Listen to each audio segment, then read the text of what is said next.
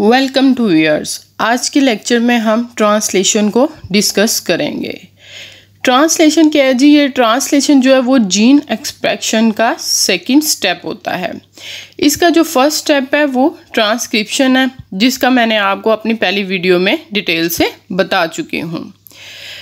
जिसमें क्या होता है जी, ट्रांसक्रिप्शन में ये होता है कि डीएनए से मैसेंजर आरएनए बनता है, जबकि मैसेंजर आरएनए जब बन जाता है तो ट्रांसक्रिप्शन का प्रोसेस ख़त्म हो जाता है। इसके बाद जो प्रोसेस स्टार्ट होता है उसको हम ट्रांसलेशन का नाम देते हैं। मैसेंजर आरएनए में क्या होता है जी? मैसेंजर आरएनए में एक मैसेज प्रेजेंट होता है।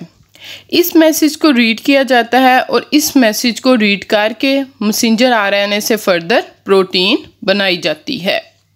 कोई भी स्पेसिफिक टाइप की प्रोटीन होती है जो कि मैसेंजर आरएनए के अंदर मौजूद इंफॉर्मेशन के अकॉर्डिंग बनाई जाती है। जब हम मैसेंजर आरएनए से इंफॉर्मेशन को रीड करते हैं तो उस वक्त क्या होता है कि जी राइबोसोमल सब यूनिट और ट्रांसफ़र आरएनए जो होते हैं वो इस प्रोसेस में इक्विपमेंट का काम करते हैं, यानी कि वो सब जो होते हैं मिलकर एक प्रोडक्ट बनाते हैं जिसको हम प्रोटीन का नाम देते हैं। मैसेंजर आरएनए में क्या होता है जी? मैसेंजर आरएनए के नाम से ही आपको पता चल रहा है कि इसमें एक मैसेज होता है। मैसेंजर आरएनए में जी कोडोन की फॉर्म में ये मैसेज प्रेजेंट होता है। कोडोन क्या होते हैं जी? कोडोन 3 न्यूक्लियोटाइड के यूनिट होते हैं जो कि मैसेंजर आरएनए पे मौजूद होते हैं। इनको हम कोडोन कहते हैं। टोटल जो है वो 64 कोडोन जो हैं वो मौजूद होते हैं। इनमें एक स्टार्टिंग कोडोन होता है जिसे हम AUG कहते हैं, यानी कि इसकी सीक्वेंस AUG होती है। ये जो स्टार्ट कोडोन होता है ये हमेशा मिथियोनिन को ही कोड करता है। इसके अलावा 64 कोडोन में से 3 जो कोडोन हैं वो स्टॉप कोडोन माने जाते हैं। जहाँ पे भी ये आके ट्रांसलेशन के प्रोसेस में लगते हैं या ऐड होते हैं वहाँ पे ट्रांसलेशन का प्रोसेस स्टॉप हो जाता है।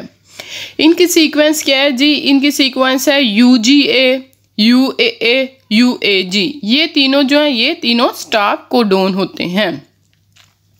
64 कोडोन में से 60 वो हैं जो कोडिंग करते हैं अमाइनो एसिड को, यानी कि 61 वो हैं जो 20 अमाइनो एसिड को कोड करते हैं। इनके दरमियान जो रिलेशनशिप होता है उसको हम जेनेटिक कोड रिलेशनशिप कहा जाता है। एक जो मैसेंजर आरएनए है इसमें हमारे पास इंफॉर्मेशन प्रेजेंट है, ठीक है, कोड की फॉर्म में।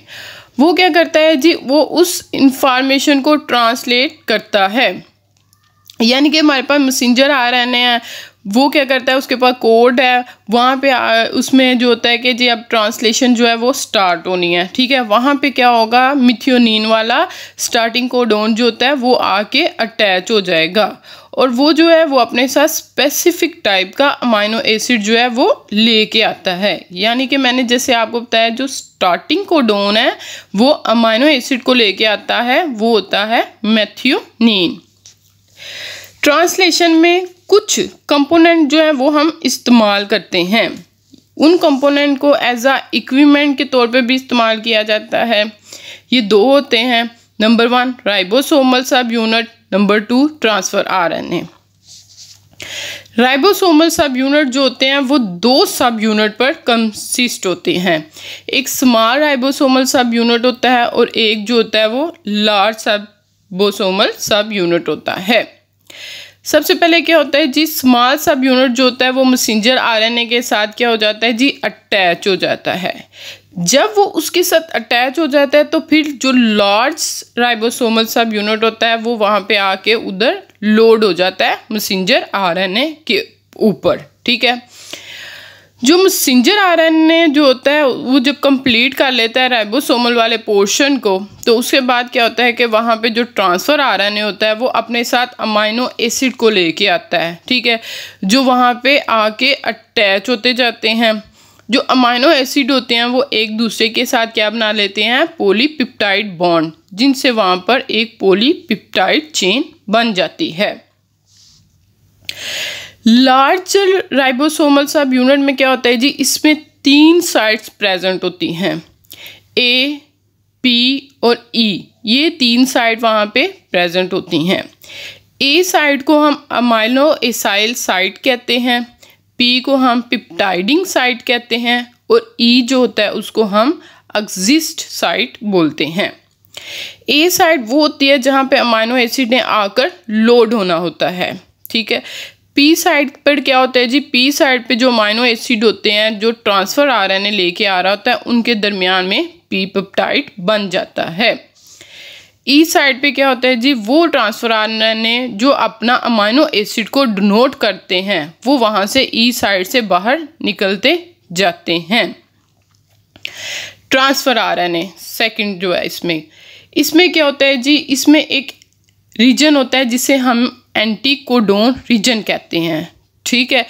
इसमें क्या होता है कि इसकी स्पेसिफिक सीक्वेंस होती है, ठीक है, इस एंटीकोडोन की, ठीक है, जो कि कम्प्लीमेंट्री होती है मैसेंजर आरएनए के कोडोन की, यानी कि जो मैसेंजर आरएनए का कोडोन होता है उसके ये कम्प्लीमेंट्री सीक्वेंस होती है जो कि एंटीकोडोन में प्रेजेंट होती है। हार्ड ट्रांसफ़र आरएनए जो होता है वो स्पेसिफिक टाइप का अमाइनो एसिड लेके आता है, यानी कि उसके साथ जो अमाइनो एसिड होगा वो स्पेसिफिक टाइप का होगा और हार्ड ट्रांसफ़र आरएनए अपने मुताबिक ही अमाइनो एसिड लेके आता है, यानी कि specific transfer RNA specific amino acid को लेके आता है। इस सारे प्रोसेस में के जो ट्रांसफ़र आरएनए है वो अपने साथ अमाइनो एसिड को बाइंड करता है। इस बाइंड करने के प्रोसेस में एक एंजाइम्स इस्तेमाल होता है, जो एंजाइम्स इन दोनों को एक दूसरे के साथ अटैच करता है, ट्रांसफ़र आरएनए को अमाइनो एसिड के साथ। इस एंजाइम्स को हम amino acyl transfer RNA synthase बोलते हैं। अच्छा जी, अब ट्रांसलेशन के मेन स्टेप क्या हैं? इसके 3 स्टेप हैं। Number 1 initiation, number 2 elongation, number 3 termination. Initiation में क्या होता है जी, सबसे पहले क्या होता है जी, डीएनए से मैसेंजर आरएनए जो बना होता है वो क्या करता है, मैसेंजर आरएनए में एक मैसेज होता है, ठीक है, इंफॉर्मेशन प्रेजेंट होती है। उसके साथ क्या होता है, सबसे पहले जी small ribosomal RNA subunit bind होता है, उसके साथ फिर large ribosomal subunit bind हो जाता है, ठीक है। लार्ज सब राइबोसोमल के ऊपर 3 साइट्स प्रेजेंट होती हैं, ठीक है। वहाँ से क्या हो जाता है जी, स्पेसिफिक ट्रांसफ़र आरएनए जो होता है स्टार्टिंग कोडोन वाला यूएजी वो आता है, जिसके ऊपर मिथियोनिन जो होता है अमाइनो एसिड वो प्रेजेंट होता है। वो क्या होता है, वो ट्रांसफ़र आरएनए जो होता है वो ए साइड पे अटैच हो जाता है।